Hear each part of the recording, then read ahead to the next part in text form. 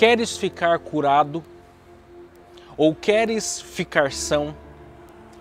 Talvez essa pergunta nunca foi tão necessária quanto nesses últimos tempos.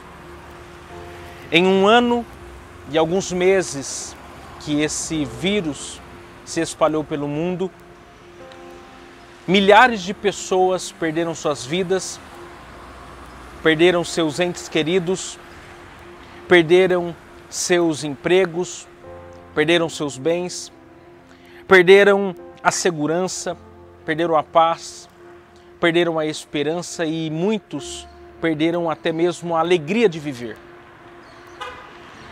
Busca-se uma cura para esse vírus em uma vacina confiável. Busca-se a retomada do crescimento econômico. Busca-se devolver a dignidade para as pessoas novamente.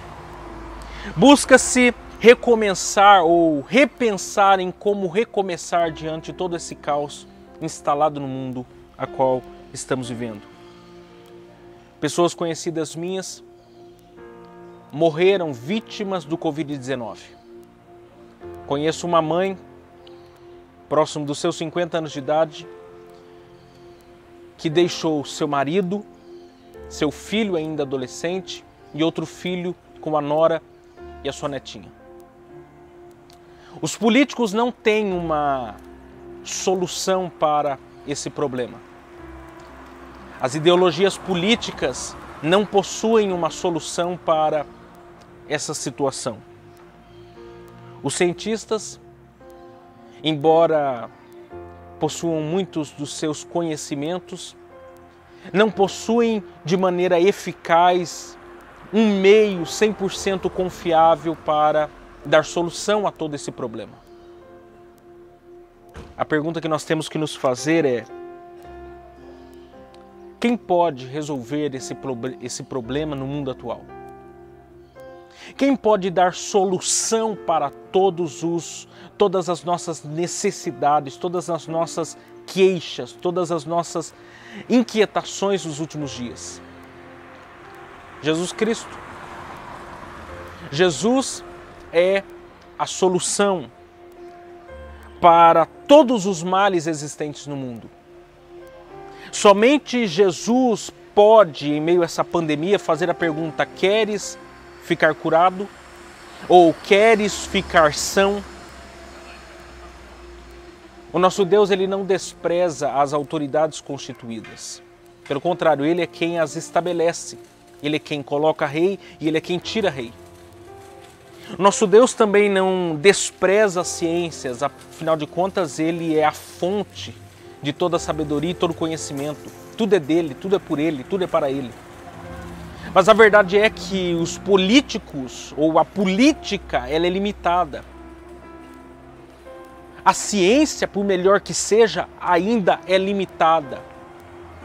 Por isso, cabe ao autor e consumador da nossa fé nos fazer a seguinte pergunta: qual é o seu problema?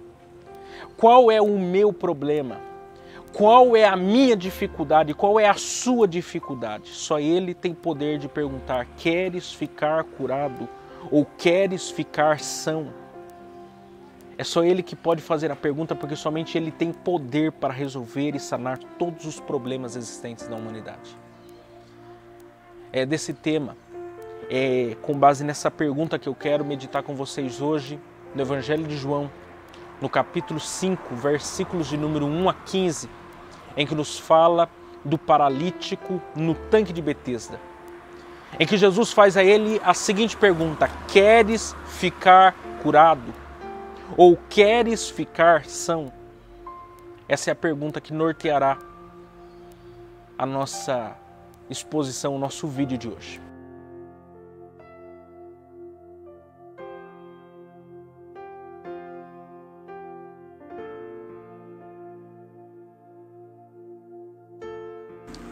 João, no capítulo 5, versículos de número 1 a 15, essa passagem que nos narra sobre o paralítico no tanque de Betesda, pode ser dividido ou pode ser dividida em 4 partes.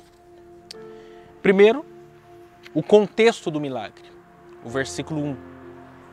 Segundo, o lugar do milagre, versículos 2 a 4. Terceiro, a pessoa beneficiada pelo milagre, versículos 5 a 9. E, em quarto lugar, os opositores do milagre, versículos 10 a 15. Eu quero então meditar com vocês sobre o contexto do milagre.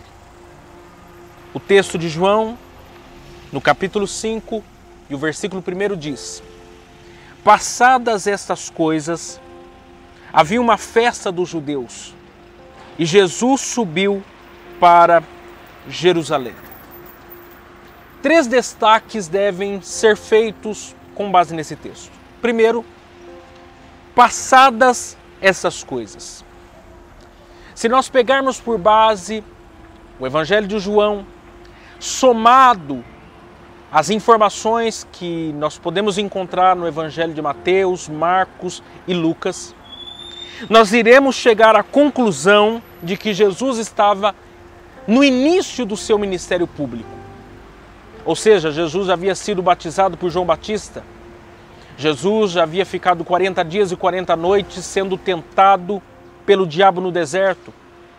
Jesus já havia se encontrado com seus primeiros discípulos. Jesus já havia realizado o seu primeiro milagre em Caná da Galileia, como também já havia ido a Jerusalém pela primeira vez e expulsado os cambistas com o azorraga em mãos, por fazerem do templo do Senhor um comércio. E também Jesus já havia realizado o seu segundo milagre em Caná da Galileia, curando o filho do oficial de um rei. Segundo, havia uma festa dos judeus. Existem 3 festas judaicas que arrebanham pessoas de todas as partes de Israel e do mundo daquela época para Jerusalém, para o Templo de Salomão.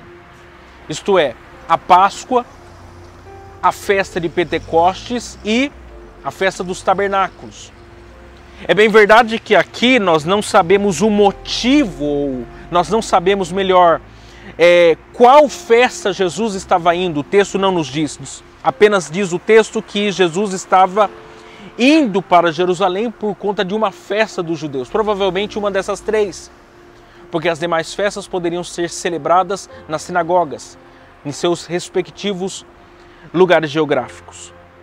Mas esse é o motivo, é o porquê Jesus saiu da Galileia e se dirigiu para a Judéia, para Jerusalém. E terceiro, e Jesus subiu para Jerusalém. Jerusalém, que era a capital de Israel. Jerusalém, que era o centro político e religioso mais importante daquele momento da história. Jerusalém, onde moravam os doutores da lei. Jerusalém, onde trabalhavam os levitas e sacerdotes no templo do Senhor. Jesus havia obrigatoriamente saído da Galileia para a Judéia, para Jerusalém, para estar nesse momento cumprindo todas as exigências da lei e da tradição judaica.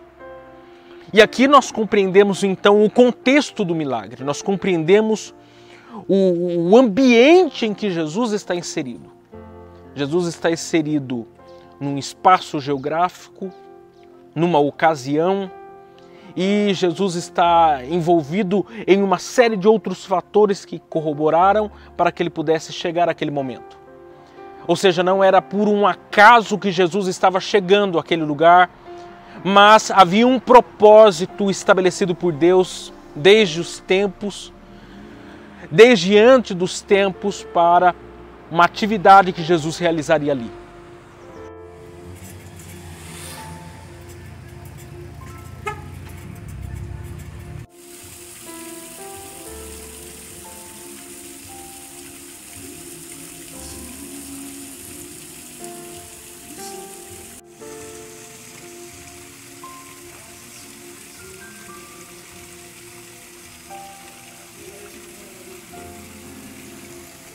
João nos transporta do contexto do milagre para o lugar do milagre.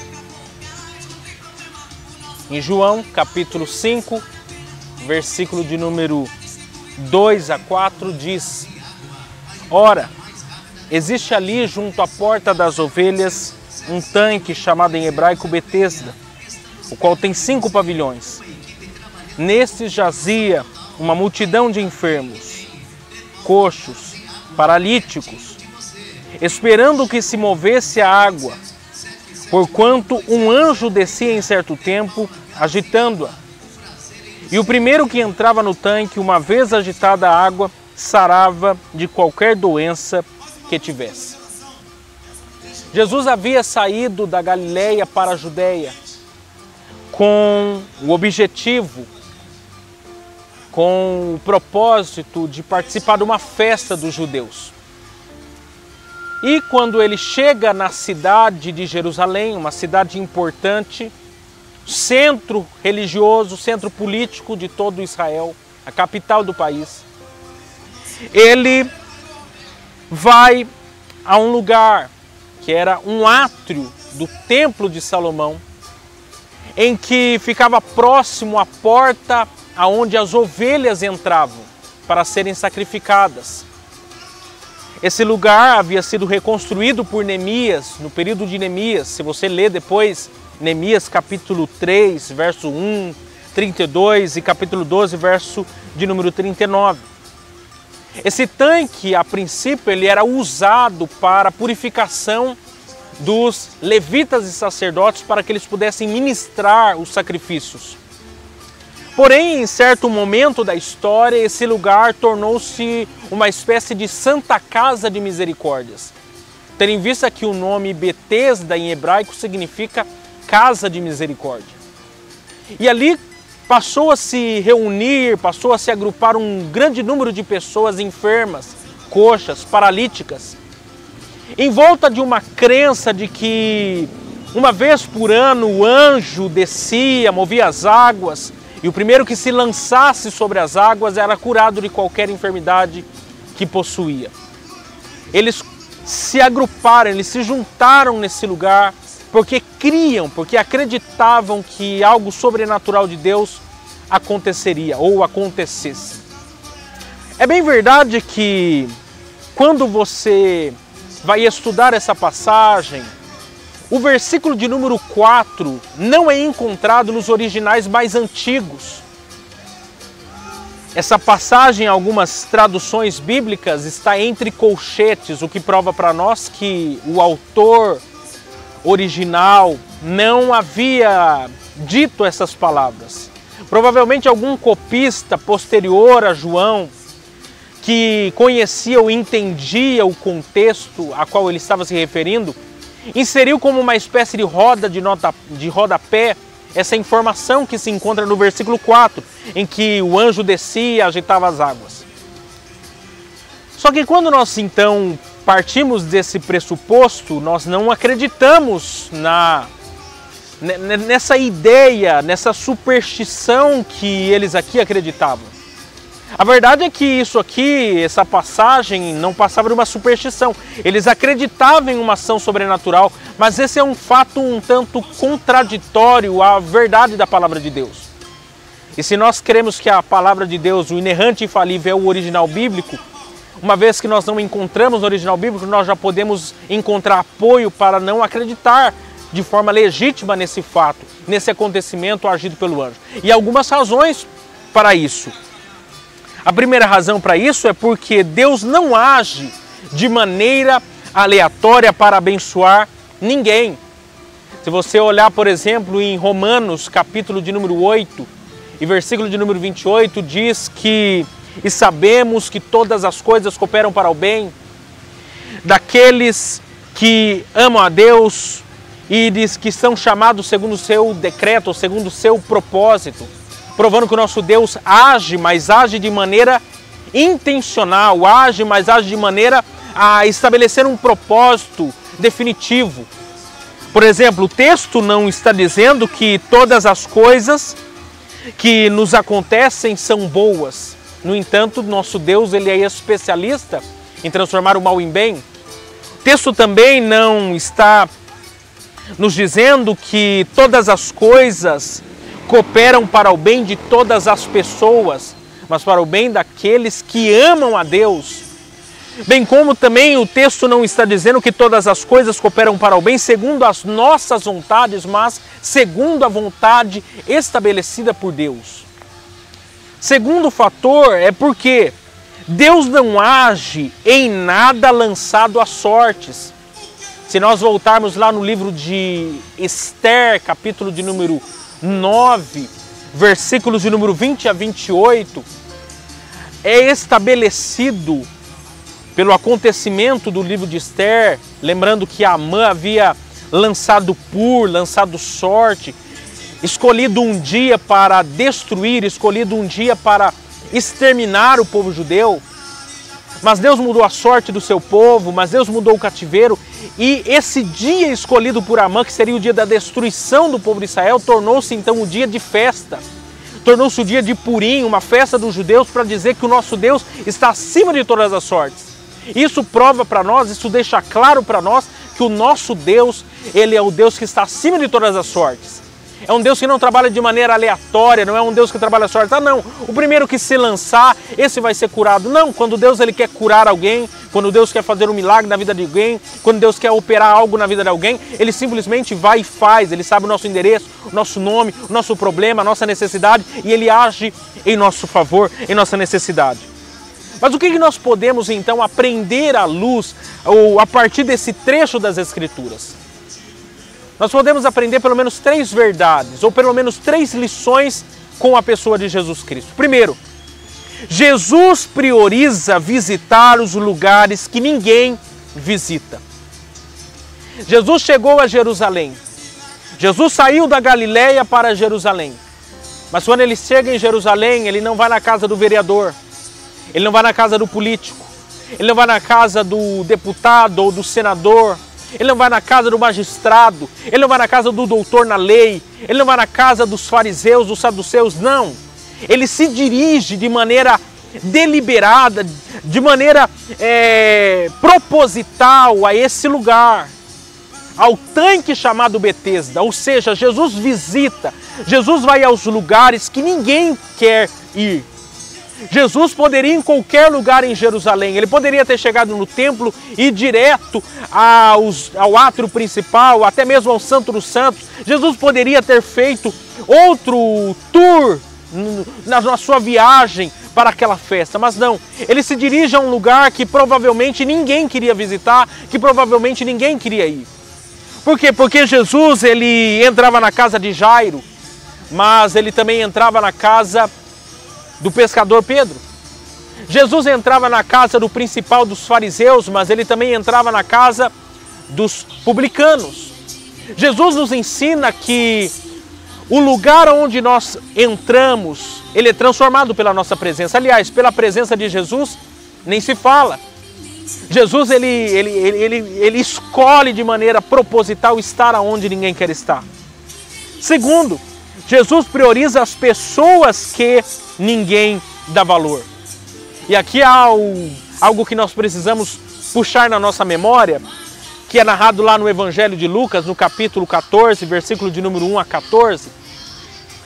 Jesus havia sido convidado pelo principal dos fariseus para ir à sua casa para comer pão, isso depois da reunião que havia acontecido na sinagoga. Mas Jesus havia sido convidado por esse principal dos fariseus, não porque esse fariseu tinha interesse de ouvir aquilo que Jesus tinha a ensinar, porque acreditava que Jesus era o Cristo, o Filho de Deus.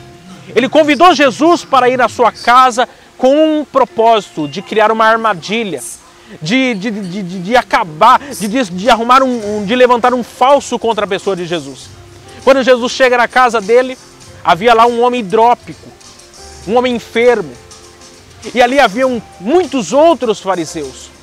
E Jesus, de maneira estratégica, conhecendo o coração, conhecendo a mente, conhecendo a intenção daqueles homens, ele pergunta para eles: é lícito curar no sábado? Era um dia de sábado. Não poderia, na leitura dos fariseus da época, se realizar atividade alguma. E Jesus devolve a pergunta, Jesus levanta o questionamento a eles. Afinal de contas, é lícito curar no sábado? E eles sabiam que havia aquele homem hidrópico, eles haviam convidado aquele homem hidrópico propositalmente para tentar pegar Jesus numa emboscada, porque sabiam que Jesus era aquele que não se continha a ajudar, não se continha a atuar, não se continha a abençoar as pessoas necessitadas. Qual que é a resposta desses fariseus? Qual é a resposta desses homens? Nenhuma. Eles ficam num completo silêncio. E por que ficam num completo silêncio? Primeiro, porque se respondessem que era lícito, cairiam na sua própria armadilha. Eles mesmo não criam nisso. Se dissessem o contrário, cairiam naquilo que estavam tentando pegar Jesus. Mas também não dizem nada por quê? Porque se dissessem que sim, Jesus curaria aquele homem, eles teriam que, de fato, acreditar que ele era o Cristo, Filho de Deus. Ou seja, Jesus ele nos ensina que nós temos que ir em direção, ou melhor, que ele vai em direção àqueles que ninguém dá valor, que ninguém coloca os seus olhos. Jesus vai para Jerusalém, ele vai aonde? Ele vai aonde estão os necessitados. Ainda Isaías 61, ou ainda Isaías capítulo 9, diz que ele foi destinado, o ministério, ele foi ungido para ir às ovelhas perdidas da casa de Israel, aos necessitados, aqueles que precisam de um milagre. Jesus chegou naquele lugar para encontrar pessoas que precisavam da sua ajuda. Isso mostra a compaixão, a misericórdia do nosso Deus, a misericórdia do Cristo que nós cremos e confiamos. Terceiro lugar, Jesus prioriza o coração contrito e quebrantado. Nós já vimos aqui, esse povo estava reunido naquele lugar de forma equivocada. Havia um equívoco teológico nessa questão deles estarem reunidos naquele lugar. Havia uma superstição, algo que ia de encontro àquilo que Deus é. Mas Deus ele é tão bondoso, Deus ele é tão misericordioso que ele vai além, ele olha, ele sonda a intenção do coração humano. Ele decide agir com misericórdia onde há um coração contrito e quebrantado. Mesmo que haja um equívoco teológico, mesmo que haja um equívoco quanto às nossas crenças, o nosso Deus ele é tão misericordioso, ele é tão bondoso, ele é tão maravilhoso que ele vai de encontro, ele vai ao nosso encontro conhecendo aquilo que nós precisamos, a nossa necessidade. Porque ele não despreza um coração contrito e quebrantado. Esse é o Jesus que visita os lugares que nem visita, que visita as pessoas que nem visita, que sonda o coração daqueles que ninguém está preocupado em conhecer os pensamentos. Aqui nós compreendemos o lugar, o ambiente do milagre.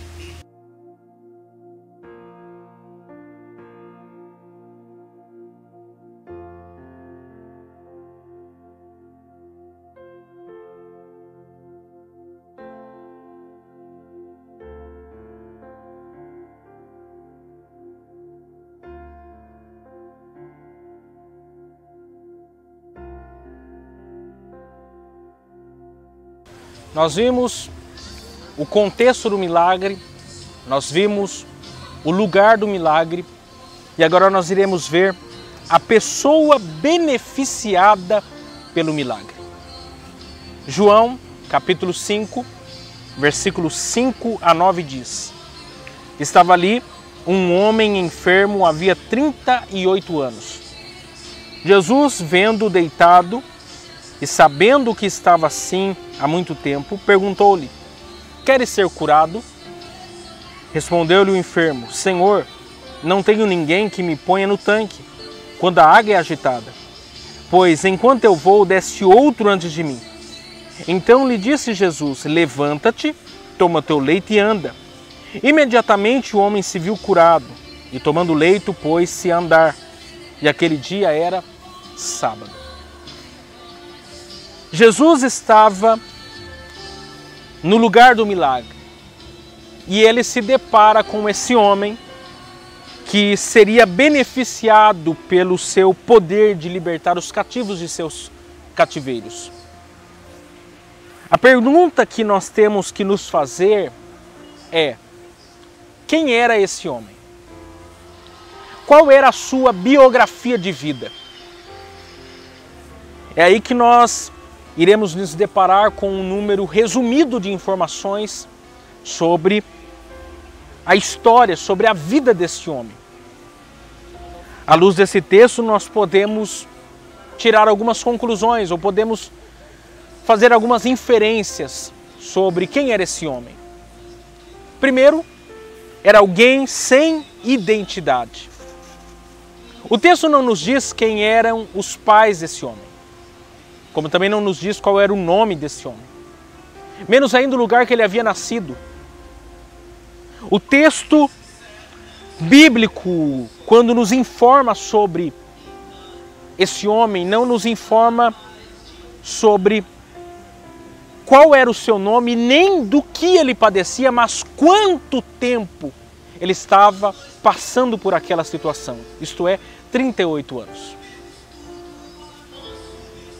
Ou seja, aquele homem era conhecido pelo tempo em que ele estava sofrendo. Ele era conhecido pela sua dor, pelo seu sofrimento, pelo quanto de tempo ele estava naquela situação. E sabe qual que é o problema do sofrimento? É que chega um momento em que quem sofre é confundido pelo que sofre. O maior problema é quando o sofrimento absorve a identidade daquele que sofre. Há um exemplo claro disso nas Escrituras, por exemplo, sobre Noemi. Noemi significa agradável. Noemi, quando saiu de Belém para Moabe, era uma mulher agradável. Era esposa, era mãe de 2 filhos.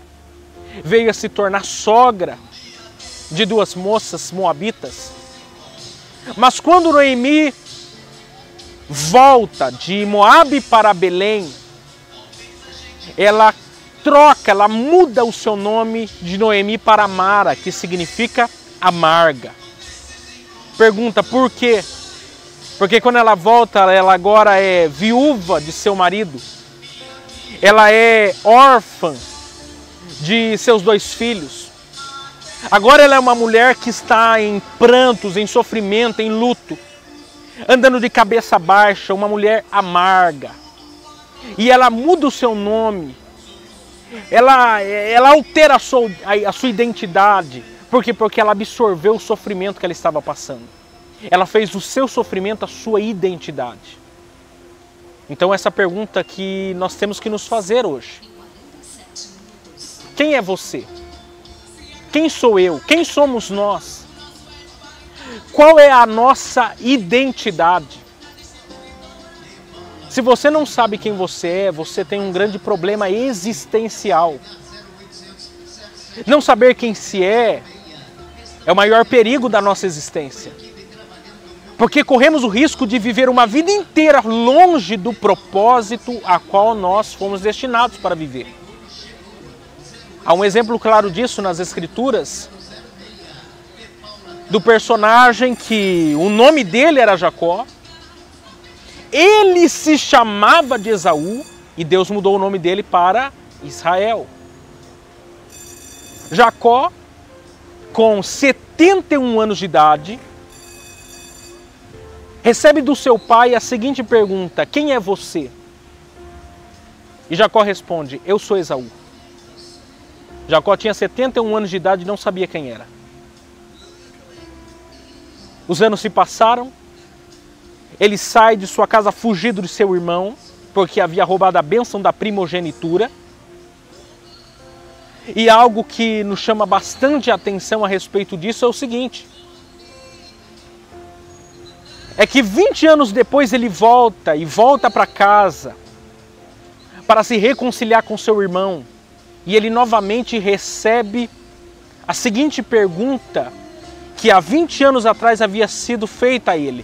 Ecoa-se novamente aquela pergunta de 20 anos atrás à boca do anjo, no Val de Jaboque, e pergunta para ele: quem é você? E ele responde pela primeira vez, aos 91 anos de idade, quem ele é: eu sou Jacó. Ali não era apenas ele dizendo qual era o seu nome, mas era ele fazendo uma confissão. Porque o nome Jacó significa enganador, trapaceiro, aquele que segura o calcanhar. Jacó estava dizendo assim: eu vivi a minha vida inteira como um enganador, a minha vida inteira como um trapaceiro, a vida inteira como levantando tramóias, vivendo em corrupção. Aos 91 anos de idade, ele se dá conta de quem ele é, ele acorda para a vida. Então o anjo do Senhor vai mudar o nome dele de Jacó para Israel, que significa aquele que luta com Deus. E aqui há um princípio fenomenal para nós. Por quê? Porque, em outras palavras, é o anjo dizendo o seguinte: a partir de hoje você não vai ser conhecido mais como o enganador, como o trapaceiro. Você, a partir de hoje, será conhecido como aquele que lutou com Deus e prevaleceu. Quer dizer, a sua história mudou, a sua identidade mudou. A partir de hoje, todos hão de te conhecer como aquele que lutou com Deus. Há um marco zero na história de Jacó. É tão impactante isso na história de Jacó que o nome da nação será o nome de quê? Israel. Tamanho impacto que foi o encontro de Jacó com o anjo de Deus no Val de Jaboque, que mudou a sua identidade, que mudou a sua história de uma vez para sempre. A pergunta que você tem que fazer a você nesse dia é: quem é você? Quem sou eu? Talvez você esteja enfrentando um sofrimento, uma luta, um problema, e isso quer tirar a sua identidade, isso quer tirar o seu ideal como pessoa, como ser humano. Mas nós temos que nos lembrar que nós temos uma nova identidade em Cristo Jesus. Nós somos membros do corpo de Cristo, nós somos eleitos, nós somos santos, nós somos lavados, nós somos remidos pelo sangue do Cordeiro. Nós temos uma identidade em Cristo Jesus. Nenhuma condenação há para os que são em Cristo Jesus. Somos mais do que vencedores em Cristo Jesus. Nós temos uma identidade. Ninguém pode roubar isso de nós, ninguém pode usurpar essa identidade de nós, seja o que estiver acontecendo conosco. Segundo, era alguém sem perspectiva de futuro. E aí, nós temos que pensar, esse homem estava há 38 anos naquela situação. Olha só o que o texto vai nos dizer. Capítulo 5, versículo de número 6 e 7. Jesus, vendo deitado e sabendo que estava assim há muito tempo, perguntou-lhe: queres ser curado? Respondeu-lhe o enfermo: Senhor, não tenho ninguém que me ponha no tanque quando a água é agitada, pois enquanto vou desce outro antes de mim. Perceba que Jesus faz uma pergunta para ele objetiva, que requer dele uma afirmativa, sim, ou uma negativa, não. A pergunta é clara, a pergunta é objetiva: queres ser curado?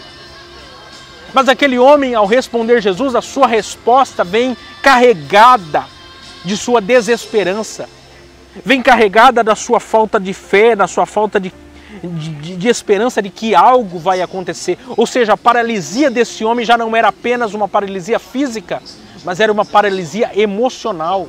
Ele não estava apenas doente fisicamente, mas ele estava doente emocionalmente.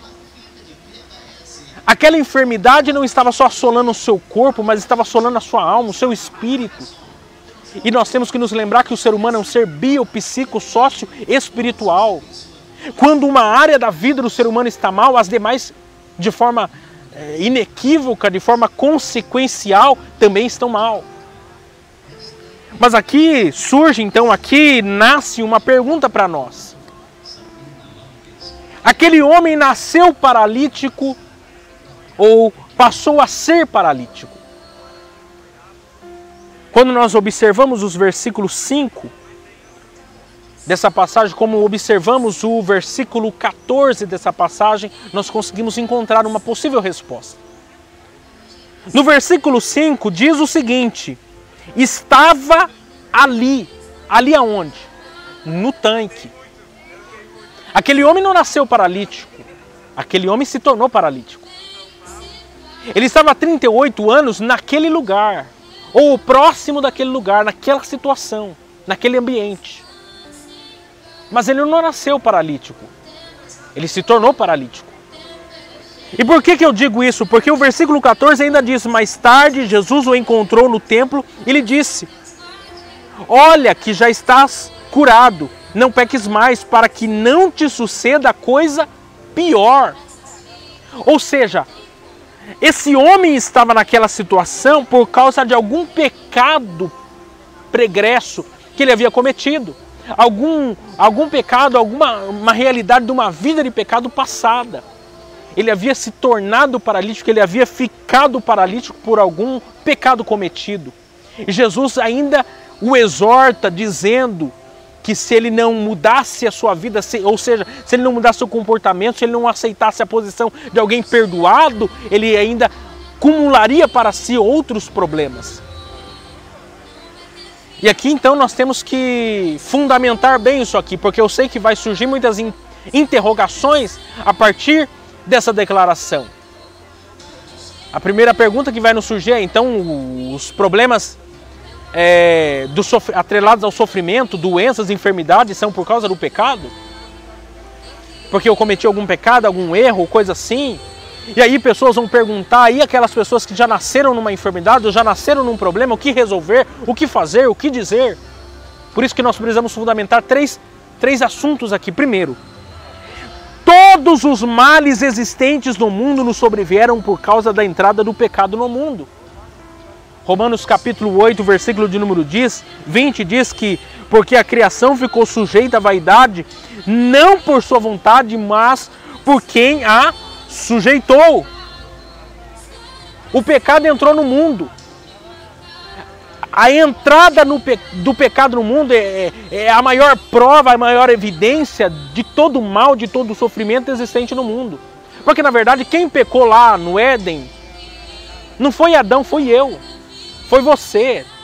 Se fosse Miqueias, ou se fosse João, ou Pedro, ou Maria, pecariam, errariam da mesma maneira. A entrada do pecado no mundo, entrou a corrupção, entrou o mal, entrou a vaidade. O homem ficou sujeito a tudo esse mal. E esse é um primeiro fator do porquê tanto sofrimento, catástrofes, vírus. Nós olhamos para isso e ficamos tentando achar um culpado.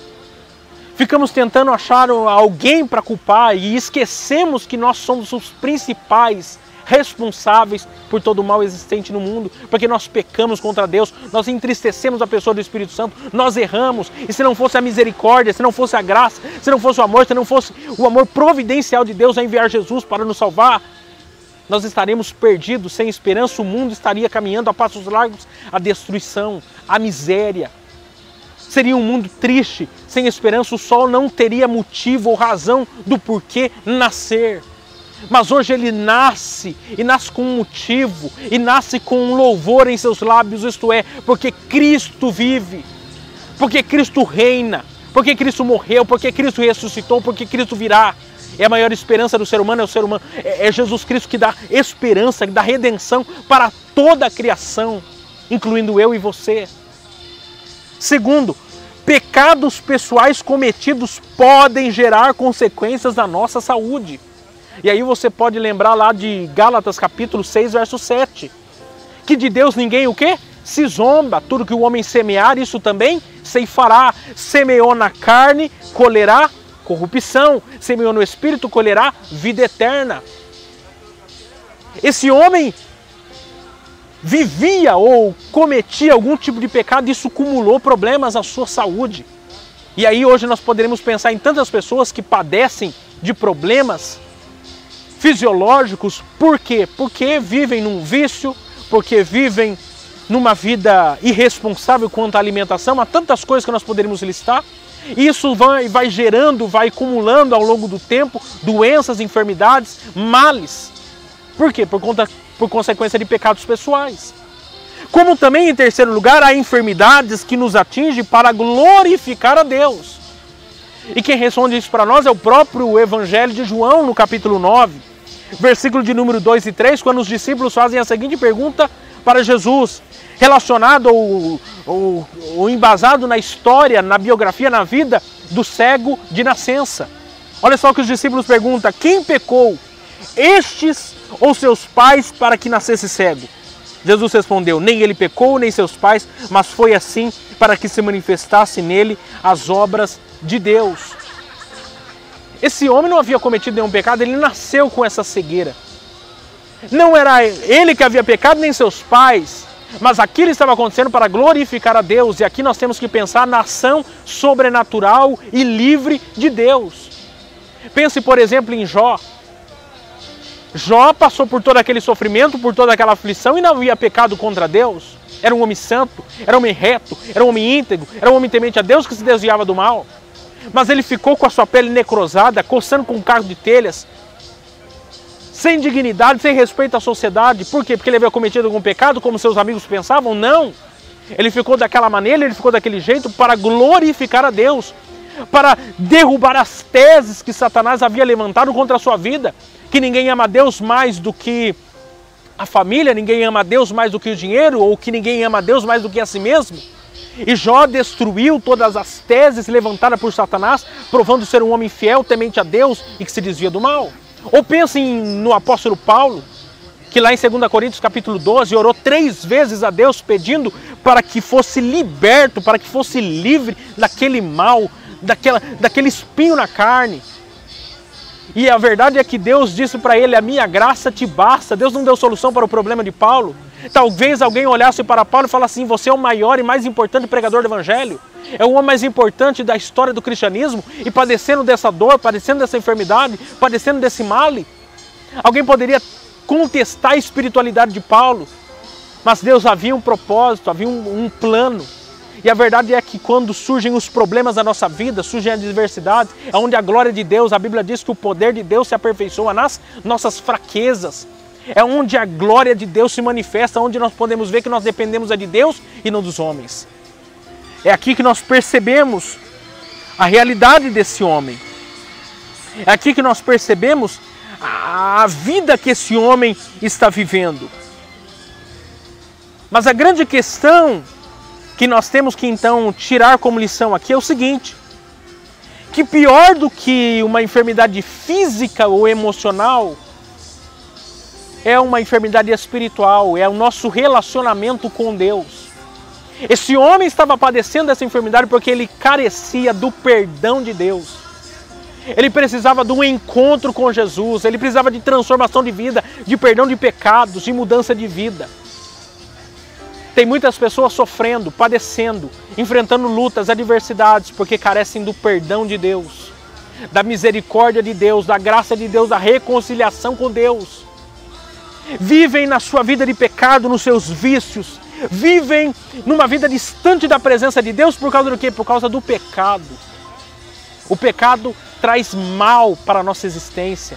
Ele nos separa de Deus, ele adoece a nossa alma, ele adoece o nosso espírito, ele adoece o nosso corpo. E o único jeito de haver solução para o ser humano é o perdão de pecados oferecido por Jesus Cristo na cruz do Calvário. Talvez você esteja em algum pecado agora, lutando há anos, talvez numa adversidade, num problema, e pensa: talvez Deus não pode resolver o meu problema. Talvez Deus não pode perdoar o meu pecado. Já caí nele várias e várias e várias vezes. Não consigo me reerguer, não consigo me levantar dessa chaga. Não consigo me levantar desse mal. Mas a palavra que eu tenho para te dizer é que Jesus não só pode, como Ele já fez. Ele já nos libertou de toda a culpa do pecado, Ele nos deu justificação pela fé, Ele nos deu salvação pela graça mediante a fé. Os meus pecados presentes, passados e futuros foram apagados pelo sangue de Jesus vertido na cruz do Calvário. Ninguém pode mais levantar contra mim, contra a sua vida e acusar-nos de algum pecado, porque o sangue de Jesus nos purifica de todo pecado. Eu gosto da confissão de Heidelberg, em que lá, quando vai falar sobre a justificação, diz que a justificação é o ato de Deus, de que quando Ele nos olha hoje, Ele não nos olha mais como pecadores, mas Ele nos olha como alguém como que nunca tivesse cometido pecado algum. Isso é o amor de Deus, isso é a graça de Deus, isso é a obra de Cristo por nós na cruz do Calvário. Pense em você, olhe para você, sonde o seu coração, a sua mente agora e perceba quantos pecados você comete, tantas coisas que aborrecem, que entristecem a pessoa do Espírito Santo. E pensar que o sangue de Jesus te purifica de todo o pecado. Nós temos livre acesso, o véu do templo foi rasgado, nós podemos nos aproximar da presença de Deus com ousadia, com intrepidez, sabendo que Ele é fiel e poderoso para nos dar salvação, nos dá vida, nos dá liberdade em Cristo Jesus. É por isso que Jesus diz para esse homem no versículo 8 e 9: então lhe disse Jesus, levanta-te, toma o teu leito e anda. Imediatamente o homem se viu curado e tomando o leito pôs-se a andar. E aquele dia era sábado. A cura que Jesus promove, ela não é gradativa, ela é instantânea. A cura que Jesus tem para o ser humano ressignifica a sua história, ressignifica a sua vida diante de si mesmo, diante da sociedade, principalmente diante de Deus. Esse homem teve a sua história mudada. Esse homem teve uma página virada na sua vida. Agora ele tinha paz com Deus. Agora ele era alguém, agora ele não seria mais alguém incrustado naquele tanque chamado Betesda, de pessoas coxas, enfermas. Agora ele seria reinserido, recolocado na sociedade. Isso é o que a cura que Jesus faz. Ela não só cura o corpo, ela cura a alma, ela cura o espírito. Ela devolve para nós a nossa identidade. Ela nos dá uma nova identidade em Cristo. Essa é a maravilha de servir o reino dos céus, porque o reino do céu vem dominar o nosso coração. Por isso que na oração do Pai Nosso, Jesus diz, venha a nós o teu reino. Ou seja, venha sobre nós o teu governo, a tua vontade, a sua soberania. Porque ainda que haja limites no reino da terra, há no reino do céu fronteiras ilimitadas. Não há fronteiras no reino dos céus. Nós vivemos num reino ilimitado para a glória, para o louvor, para a exaltação do Deus a quem nós servimos.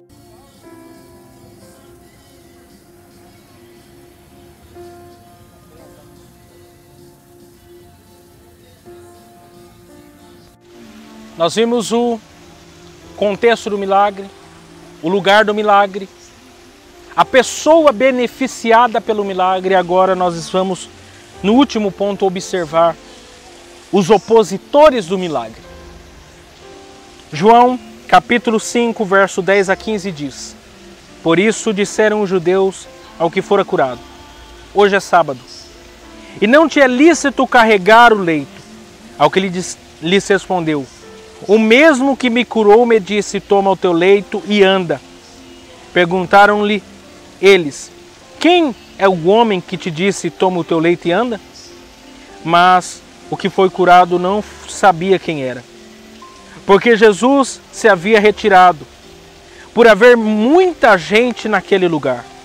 Mais tarde, Jesus o encontrou no templo e lhe disse: olha que já estás curado, não peques mais, para que te não suceda coisa pior. O homem, retirando-se, disse aos judeus que fora Jesus que o havia curado. Mesmo diante esse tamanho milagre, mesmo diante essa cura extraordinária da paralisia desse homem, surgiram ainda pessoas que se opunham ao milagre realizado por esse homem. Pessoas que se opunham à operação de Jesus sobre a vida desse homem. Por quê? Porque os fariseus, eles achavam que o homem havia sido feito para o sábado, enquanto Jesus ensinava que na verdade era o sábado que havia sido feito para o homem. Jesus, na verdade, estava ensinando para eles que na verdade ele era o verdadeiro descanso. Mateus 11, 28, é claro ao nos dizer: vinde a mim todos vós que estáis cansados, oprimidos, sobrecarregados, e eu vos aliviarei. Isto é, Jesus é o nosso sábado, Jesus é o nosso descanso, Jesus é o nosso Shabat. É nele que nós encontramos descanso. O maior princípio do sábado é esse, o descanso em Deus. A prova verídica disso está no final dessa passagem, lá no versículo 17, quando o próprio Jesus diz: meu Pai trabalha até agora e eu trabalho também. Se nós entendermos esse princípio bíblico, nós descansamos. Ainda o salmista no Salmo 103, verso 5 diz: eu me deitei e dormi, acordei porque o Senhor me sustentou. Isto é, o nosso Deus, ele é aquele que trabalha incansavelmente por nós. É nele que nós temos que descansar. Ele é o nosso descanso, ele é a nossa esperança, ele é a nossa alegria. Ele é o nosso verdadeiro sábado. Jesus é o nosso verdadeiro sábado. É quando nós entendemos isso que nós compreendemos as grandezas dos milagres de Deus. Nós podemos deitar, dormir em meio a essa pandemia, em meio a essa crise, com seja qual for o problema que estamos enfrentando, confiando no nosso Deus, confiando no Deus que pode operar qualquer sinal, prodígio e maravilha em nosso favor. Nós aprendemos à luz dessa passagem que Jesus visita os lugares que ninguém quer visitar, Jesus visita as pessoas que ninguém quer visitar. Jesus age em favor e em misericórdia daqueles que ninguém quer agir. Esse é o Jesus que nós servimos. Esse é o Jesus que nós confiamos. Esse é o Jesus que nós depositamos nossa esperança. Que nós possamos entender isso de uma vez por todas. Eu quero fazer uma palavra de oração para você nesse dia, crendo no milagre de Deus sobre a sua vida. Talvez você está padecendo alguma enfermidade, ou talvez você precisa entregar a sua vida para Jesus para receber o perdão da cruz do Calvário. Ou talvez você precisa de uma porta de emprego aberta, ou você precisa de um consolo do Espírito Santo, eu não sei. Mas eu confio e creio no Deus a quem eu sirvo, no Deus que opera milagres, que age muito além da câmera desse celular a qual eu estou gravando. Que Ele alcança você que talvez esteja em outro país, em outra cidade, em outro estado. Nosso Deus, Ele é onipresente. Eu gosto de pensar na onipresença de Deus como o Deus que transborda todos os ambientes, o Deus que transborda todos os lugares, o Deus que está além, Ele preenche todos os lugares, porque Ele está acima e além de toda a sua criação. Então Ele está aí ao seu lado. A promessa de Mateus, capítulo de número 28, verso 20 é que eis que estarei convosco todos os dias da vossa vida. Ele é um Deus presente, Ele é o Emanuel, Ele é o Deus conosco. Senhor Deus, nós te agradecemos por essa palavra. E nós pedimos na autoridade do nome de Jesus que o Senhor venha aí de encontro a essa pessoa que está assistindo esse vídeo, que está sendo impactada por essa palavra. Espírito Santo de Deus, entra com a providência na vida dessa pessoa. Se ela está enferma, cura ela agora em nome de Jesus. Se ela está enfrentando algum outro problema emocional, espiritual, não sei, o Senhor sabe. Entra com a providência na vida dela em nome de Jesus. É o que te pedimos na autoridade, no poder e no nome de Jesus. Que ela possa testificar dos milagres de Deus sobre a vida dela, em nome de Jesus. Amém. Deus abençoe você e que Deus possa continuar nos ajudando. Se inscreva no nosso canal. Você será com certeza abençoado pelas muitas mensagens que estamos aqui transmitindo. Deus abençoe você. Amém.